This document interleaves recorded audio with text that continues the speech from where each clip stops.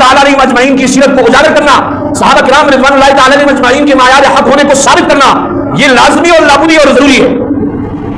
میرا عزیز ساتھیوں، دین اسلام اس معاشرے میں نبی پاک صلی اللہ علیہ وآلہ وسلم کے مبارک زندگی میں نبی اکرم صلی اللہ علیہ وآلہ وسلم کے صحابہ کے سامنے وحی اتری ہے، اور تقریباً 23 سال میں یہ دین مکمل ہوا ہے۔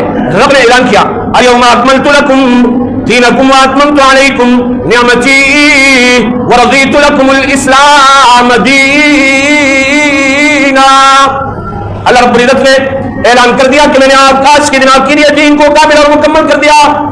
ورضیت لکم الاسلام دینا۔